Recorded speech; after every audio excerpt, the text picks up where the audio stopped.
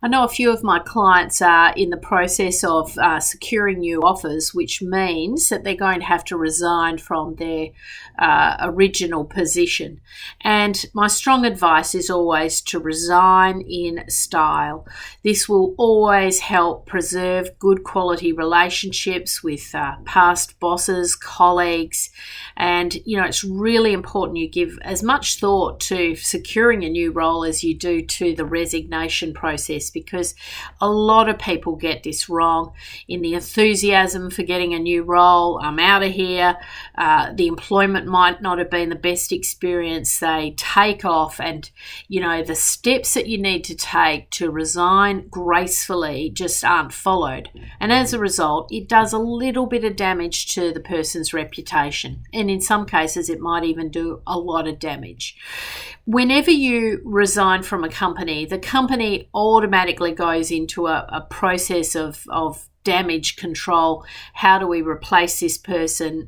We've immediately got some problems on the horizon. So you can often get quite negative reactions, but even so, you have to be the person who kind of rises above it. So preempt what the reaction might be. Preempt what the reaction might be about your replacement and any potential handover, and think about that when you're framing your resignation.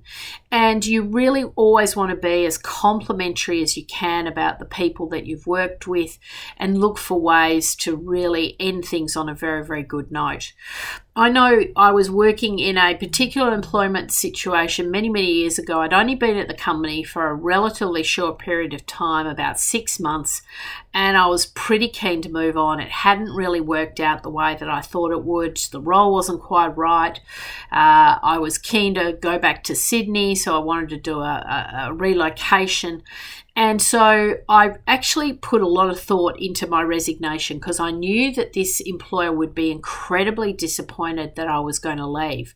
And so I spent 3 months. I delayed my resignation 3 months, and I spent those 3 months getting over the line a major contract for my employer. And it was a multi-million-dollar contract, and we were at the early stages of the contract negotiation. So I made a mental decision to close that deal before I resigned. And, to be honest, it wasn't that convenient.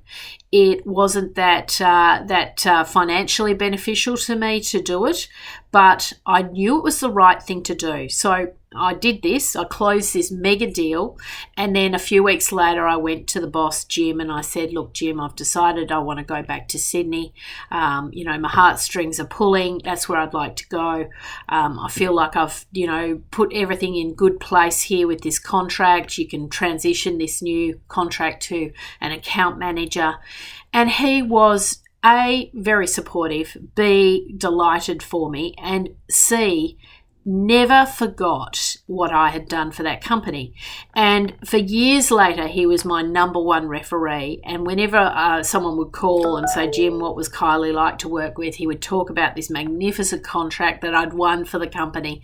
And he was just in glowing terms, just speaking about me. So just always resign in style, leave it on a very good note. Even if the employment situation hasn't been great, always try and look for a way to be positive, particularly with your boss, and it will always come back in kind, because they'll always be your referees. Whether you like it or not, people will track down past bosses that you've worked with. Even if you don't volunteer them as referees on your resume, people have a way of tracking this information down, and you always want those past bosses speaking extremely well about you.